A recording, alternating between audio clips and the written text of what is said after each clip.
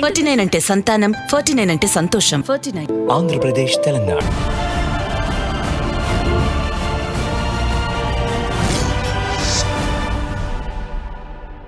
Congress party నియంతృత్వం చెలాయిస్తోందని, అవినీతిమయమైపోయిందని విపక్షంలో ఉన్నప్పుడు ఆరోపణల మీద ఆరోపణలు చేసి అధికారంలోకొచ్చిన బీజేపీ పార్టీ మోదీని ప్రధానిని చేసి మరింత నియంతృత్వాన్ని చెలాయిస్తోందా? గుజరాత్ మోజలంటూ అక్కడేదో తెగ అభివృద్ధి జరిగిపోయిందంటూ దేశం మొత్తాన్ని ఊదరగొట్టి మీడియాను లొంగదీసుకుని అబద్ధాలను ప్రచారం చేసి తిరుగులేని అధికారాన్ని సొంతం చేసుకుని వ్యవస్థలను అడ్డం పెట్టుకుని ప్రజాస్వామ్యానికి తూట్లు పొడిచే విధంగా పరిపాలిస్తోందా? అవినీతి పరుల పాలిట సింహస్వప్నంగా సర్వస్వతంత్రంగా వ్యవహరించాల్సిన సిబిఐ, ఈడీ లాంటి దర్యాప్తు సంస్థలను వేటకుక్కల్లా ఉసిగొల్పుతూ విపక్షాల నాయకులను, పార్టీలను భయభ్రాంతులకు గురి చేస్తూ బ్లాక్మెయిల్ రాజకీయాలకు పాల్పడుతోందా? తనను వ్యతిరేకించే పార్టీలు అధికారంలో ఉన్న రాష్ట్రాల్లో ప్రజాస్వామ్యబద్ధంగా ఎన్నికైన ప్రభుత్వాలను అక్కడి గవర్నర్ల ద్వారా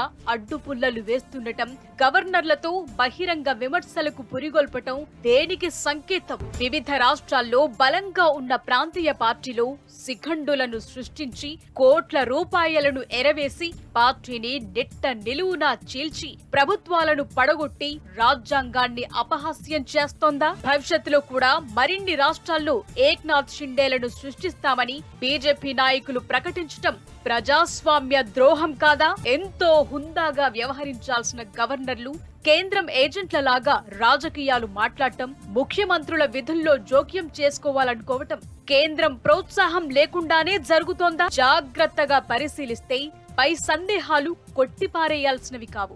2014లో మోదీ నాయకత్వంలో బీజేపీ అధికారంలోకి వచ్చినప్పుడు ఇక నుంచైనా కుంభకోణాలు, అవినీతి లేని భారతాన్ని చూస్తామని ప్రజలు విశ్వసించారు.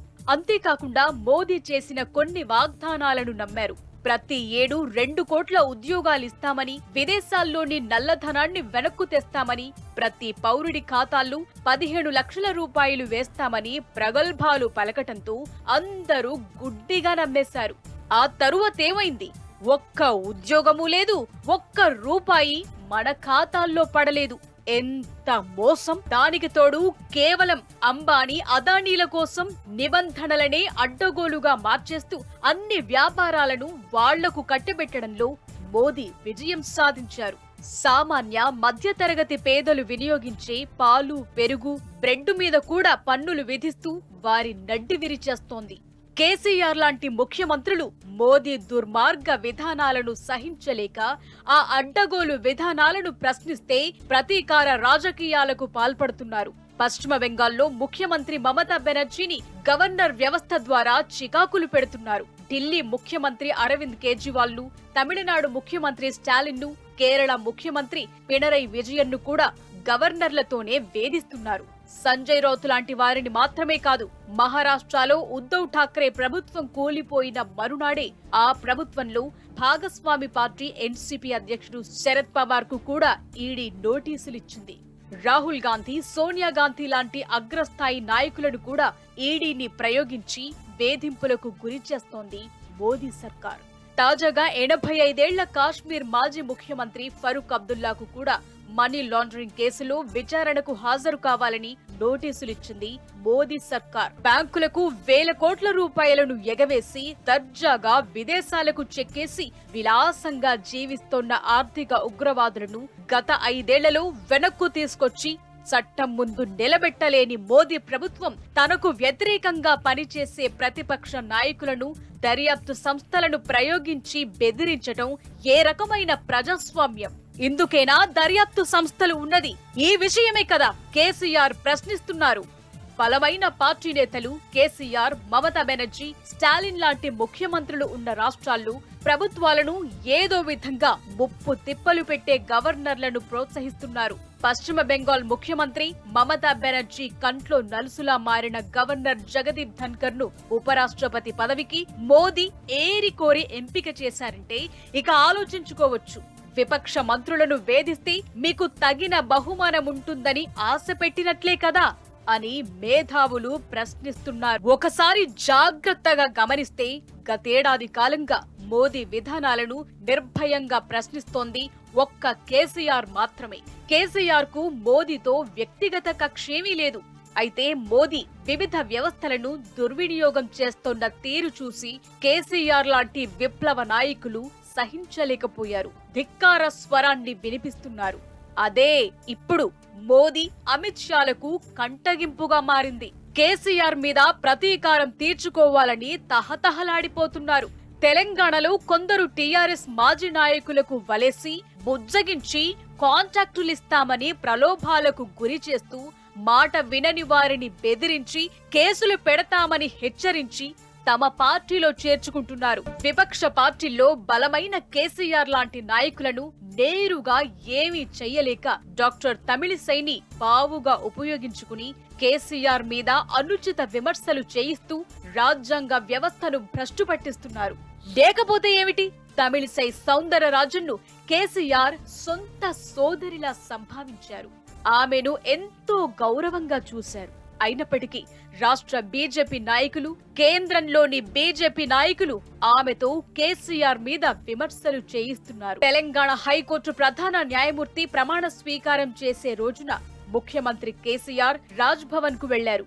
గవర్నర్ తో సాదరంగా ముచ్చటించారు. ఆ రోజుతో ఆ ఇద్దరి మధ్యన విభేదాలు సమసిపోయాయని అందరూ అనుకుంటున్న సమయంలో గవర్నర్ తమిళిసై సౌందరరాజన్ మరోసారి నోరు పారేసుకున్నారు. గవర్నర్ వ్యవస్థకుండే హుందాతనాన్ని విస్మరించి హస్తినాపురంలో ముఖ్యమంత్రి కేసీఆర్ మీద కువిమర్శలకు పాల్పడ్డారు. వరదలను అడ్డం పెట్టుకుని బురద రాజకీయాలకు తెగిస్తున్నారు. గవర్నర్ గా ఆమెను రాజ్ భవన్ లోనే కూర్చోమని ఎవరు ఆంక్షలు విధించలేరు కూడా. వరద ప్రాంతాలను పర్యటించి బాధితులకు భరోసా ఇవ్వటంలో తప్పులేదు. అయితే వరద ప్రాంతాలకు వెళ్లినప్పుడు తనను స్వాగతించడానికి కలెక్టర్ రాలేదు, ఎస్పీ రాలేదు అంటూ ఢిల్లీ వెళ్లి మీడియా ముందు ఫిర్యాదులు చేయటం ముమ్మాటికి అభ్యంతరం కాదా? ఆమెకు ముఖ్యమంత్రితో పంచాయతీ ఉంటే తన రాష్ట్రంలో తేల్చుకోవాలి తప్ప దేశ రాజధానికి వెళ్లి అక్కడి మీడియా ముందు రభస చేయటంలో దురుద్దేశం లేదంటే నమ్మాలా? గతంలో కూడా 2-3 సార్లు ఇదే విధంగా ముఖ్యమంత్రి మీద ఢిల్లీలో, చెన్నైలో మీడియా ముందు అవాకులు చెవాకులు మాట్లాడారు. ఆమె ఎంత కవ్వించినప్పటికీ కేసీఆర్ మాత్రం చాలా మర్యాదగా హుందాతనాన్ని, పెద్దరికాన్ని పాటిస్తూ తిరిగి విమర్శించటం లేదు. గవర్నర్ మాదిరిగా ఆయన కూడా విమర్శించదలుచుకుంటే ఒక ప్రెస్ మీట్ పెట్టి దుమ్ము దులపటం క్షణాల్లో పని. కానీ రాజ్యాంగానికి ప్రతినిధి అనే గౌరవంతో ఆయన చాలా సంయమనం పాటిస్తున్నారు. కేసీఆర్ మంచితనాన్ని ఆయన బలహీనత అనుకోవటం గవర్నర్ గారికి సమంజసమేనా? గవర్నర్ తమిళిసైకి ప్రజల్లో ఉండటమే ఇష్టమైతే ప్రజల్లో ఉండే మార్గమేంటో కూడా మన రాజ్యాంగం స్పష్టపరిచింది. ఆమె తన పదవికి రాజీనామా చేసేసి ఎన్నికల్లో గెలిచి ప్రజల పక్షాన అసెంబ్లీలో, పార్లమెంటులోనూ ప్రభుత్వం మీద యుద్ధం చేయొచ్చు. లేదా అధికారం చేపట్టి తాను అనుకున్న అభివృద్ధిని, సంక్షేమాన్ని అమలు చేయొచ్చు. ఎవరు కాదంటారు? అది మన ప్రజాస్వామ్యంలోని గొప్పదనం. 4-5 సార్లు చట్టసభల్లో ప్రవేశం కోసం వృధా ప్రయత్నాలు చేసి విఫలమైన గవర్నర్ అనేక సార్లు ప్రజలతో చట్టసభలకు గెలిపించబడి పోరాటాలు, ఉద్యమాలు చేసి రాష్ట్రాన్ని సాధించిన కేసీఆర్ తో యుద్ధం చెయ్యాలని ఉవ్విళ్లూరుతుంటే అది హాస్యాస్పదంగా లేదు? అలాంటి చర్యలు గవర్నర్ వ్యవస్థనే దిగజార్చుతున్నట్లు కాదా? ముఖ్యమంత్రి ప్రజానాయకుడు. 4 కోట్ల మంది ప్రజలకు కేసీఆర్ ప్రతినిధి. దొడ్డిదారిన పదవులు తెచ్చుకుని విర్రవీగుతోన్న బాపతు కాదాయన. అలాంటి నాయకుడిని ఎక్కడో దేశ రాజధానిలో విమర్శించటంలో ఔచిత్యం ఏమిటి? గవర్నర్ కు ఇదేవి మొదటిసారి కాదు. ఢిల్లీలో మోదీని, అమిత్ షాను కలిసిన వెంటనే అక్కడే ఆమె కేసీఆర్ మీద విమర్శలు గుప్పిస్తున్నారంటే అందుకు ప్రోద్బలం ఎవరిదో గ్రహించలేనంత వెర్రివాళ్ల ప్రజలు. వరదలు ఒక్క తెలంగాణలోనే రాలేదు. గుజరాత్, తమిళనాడు, ఆంధ్రప్రదేశ్, మహారాష్ట్ర, ఉత్తరాఖండ్, హిమాచల్ ప్రదేశ్, అస్సోం లాంటి రాష్ట్రాల్లో కూడా ఇంతకన్నా బీభత్సంగా వచ్చాయి. ఆ రాష్ట్రాల్లో ప్రజలెన్నుకున్న ప్రభుత్వాలున్నాయి. ప్రభుత్వాలను నడిపించే బాధ్యత కలిగిన పాలకులున్నారు. ప్రజల బాగోగులు, మంచి చెడ్డలు చూసుకునే కర్తవ్యం వారిపై ఉంటుంది. ఆ రాష్ట్రాల గవర్నర్లలో ఎవరైనా ముఖ్యమంత్రి కన్నా ముందే తగుదునమ్మా అంటూ వరద ప్రాంతాలకు పర్యటనలకు వెళ్లారా? ఎందుకు? ప్రజాప్రతినిధులు, వారికి అధినాయకుడు ముఖ్యమంత్రి తమ అధికార బాధ్యతలను సక్రమంగా నిర్వర్తిస్తారనే ఇంగిత జ్ఞానం ఆ గవర్నర్లలో పుష్కలంగా ఉంది. వరద ప్రాంతాలకు వెళ్లినప్పుడు స్థానికులతో సంభాషించటం అత్యవసరం. ఎక్కడి నుంచో వచ్చే గవర్నర్లకు స్థానిక భాష మీద అవగాహన ఉండదు. స్థానిక అవసరాలు తెలియవు. ప్రజలు చెప్పేది వారికి అర్థం కాదు. గవర్నర్లు చెప్పేవి ప్రజలకు అర్థం కావు. మరి అలాంటివేమీ ఆలోచించకుండానే లక్ష్మణ రేఖను దాటి డాక్టర్ తమిళిసై ముఖ్యమంత్రితో సై అనటం చూస్తుంటే ఇది బీజేపీ కుట్ర కాదంటే ఎవరైనా నమ్ముతారా? వరదలు ఉధృతంగా ఉన్న సమయంలోనే కేసీఆర్ తన భద్రతను, ఆరోగ్యాన్ని, అధికారుల సలహాలను కూడా ఖాతరు చేయకుండా ప్రాణాలకు తెగించి హైదరాబాద్ నుంచి బస్సులో వరంగల్ వెళ్లి అక్కడి నుంచి మళ్లీ బస్సులు భద్రాచలం వెళ్లి బాధితులను పరామర్శించి ప్రతి ఇంటికి బియ్యం, 10,000 రూపాయల నగదు అందించడమే కాక పునరావాస చర్యలకు 1,000 కోట్ల రూపాయలు ఆర్థిక సాయం కూడా ప్రకటించారు. మంత్రులను, ఎమ్మెల్యేలను 24 గంటలు బాధితులతోనే ఉండాలని కేసీఆర్ స్వయంగా ఆదేశించారు. వరద బాధితులకు 10,000 రూపాయల నగదు సాయం ఇంతవరకు చరిత్రలో ఏ ముఖ్యమంత్రైనా ప్రకటించారా? ఇప్పుడు వరదలు వచ్చిన కొన్ని రాష్ట్రాల్లో 1,000-2,000 మాత్రమే మొక్కుబడిగా బాధితులకిచ్చారు. 10,000 రూపాయల భారీ మొత్తం బాధితులకు అందించాలని ఎంతో సాహసంతో నిర్ణయం తీసుకున్నారు కేసీఆర్. వరదలు దాదాపు తగ్గుముఖం పట్టి బాధితులందరూ తిరిగి తమ తమ గ్రామాలకు, ఇళ్లకు వెళ్లిపోతున్న సమయంలో అందరూ కుదురుకున్న తరువాత తీరిగ్గా భద్రాచలానికి రైల్లో వెళ్లారు గవర్నర్. వెళ్లి ఏమైనా ₹1 సాయం అందించారా? కేంద్రం నుంచి అర్జెంటుగా కనీసం 1,00,000 రూపాయలైనా నిధులు తెచ్చారా?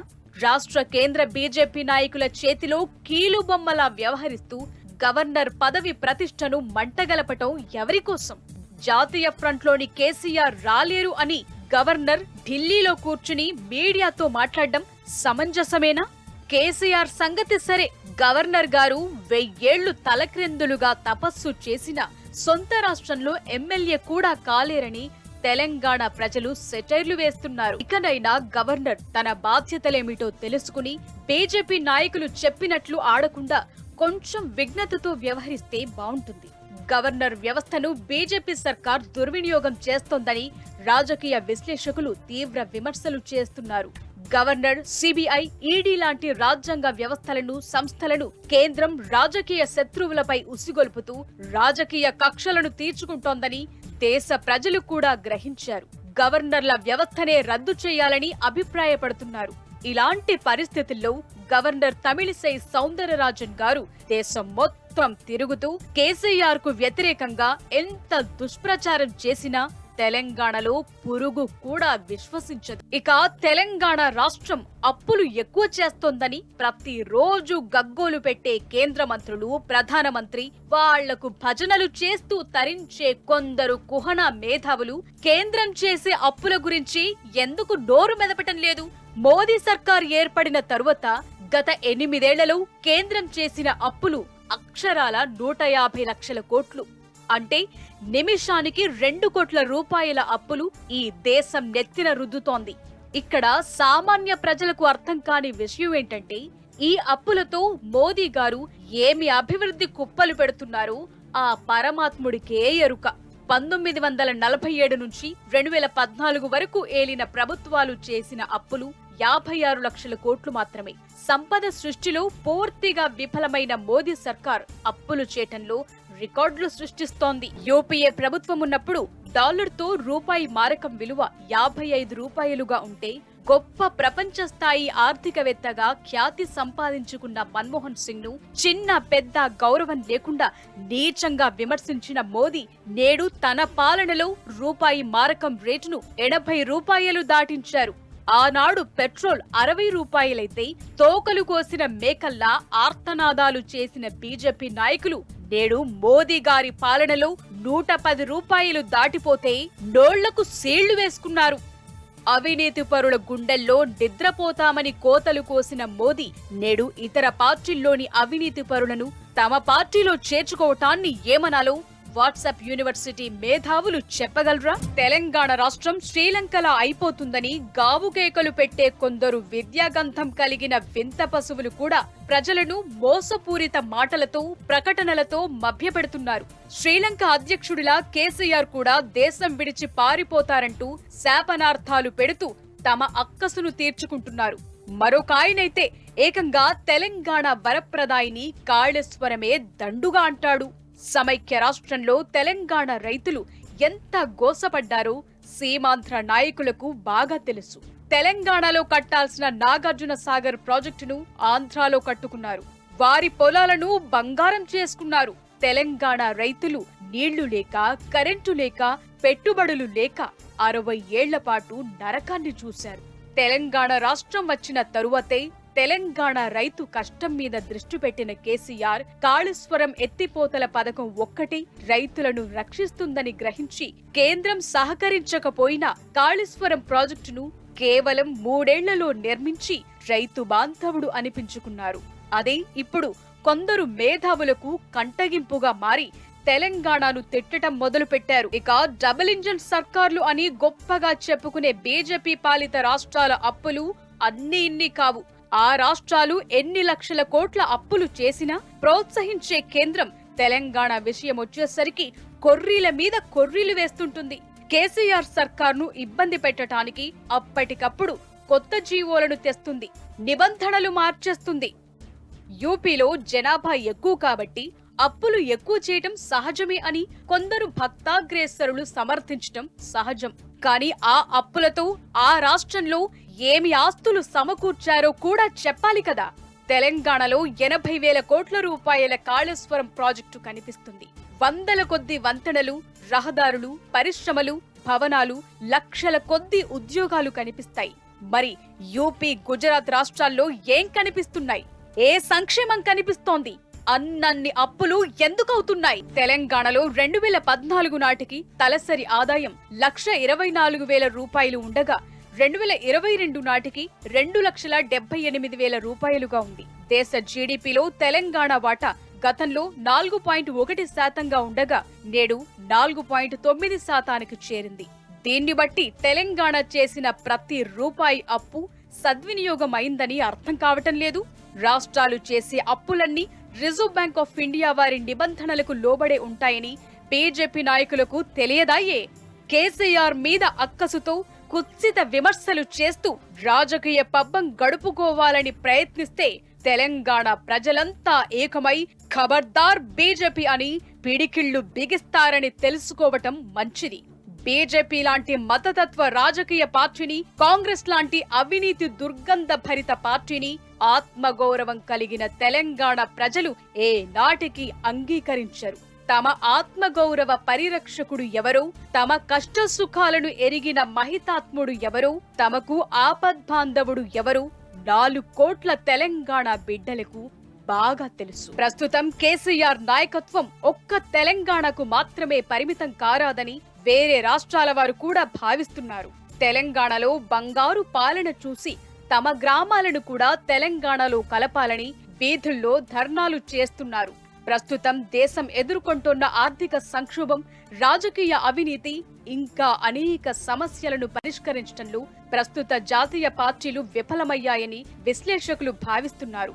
ఇప్పుడు దేశానికి కావాల్సింది దూరదృష్టి, సమభావన, నిర్భీతి, నిర్మల హృదయం, సిద్ధాంత బలం, ప్రజల పట్ల ఆపేక్ష, నిండైన దేశభక్తి కలిగిన సమర్థవంతమైన నాయకత్వం. 13 ఏళ్ల పాటు సాగిన తెలంగాణ ఉద్యమ పోరాటం కారణంగా కాశ్మీరు నుంచి కన్యాకుమారి వరకు పరిచితుడైన నాయకుడు కేసీఆర్. విలువలు, విశ్వసనీయత, రాజకీయ విజ్ఞానం, పరిస్థితుల మీద అవగాహన, పరిణితి, పోరాట లక్షణం, పాలనా అనుభవం, అవినీతి మరకలు అంటని స్వచ్ఛత కలిగిన ఏకైక నాయకుడిగా కేసీఆర్ ను ప్రజలు గుర్తిస్తున్నారు. అలాంటి నాయకుడికి దేశాన్ని పాలించే అవకాశమిస్తే డబుల్ ఇంజన్లు, సింగిల్ ఇంజన్లు అనే తేడా లేకుండా దేశం మొత్తాన్ని అభివృద్ధి చేస్తాడని ప్రజలు మనస్ఫూర్తిగా నమ్ముతున్నారు. చూద్దాం భవిష్యత్ ఎలా ఉండబోతోందో. నీతి, నిజాయితీ, ముక్కుసూటితనం, నిష్కలమైన మనస్సు, ప్రజలకు సేవ చెయ్యాలనే చిత్తశుద్ధి, ప్రతికూలతలతో పోరాటం చేసే సాహసం ఉత్తమ నాయకుడికి ఉండాల్సిన లక్షణాలు ఇవన్నీ కేసీఆర్లో పదింతలున్నాయి. అలాంటి వ్యక్తి దేశానికి తొవ్వ చూపే దివిటిగా వెలగాలని కోరుకోవటం తప్పు కాదు. భగవంతుడు కేసీఆర్ను ఎలా నడిపిస్తాడు? జై తెలంగాణ!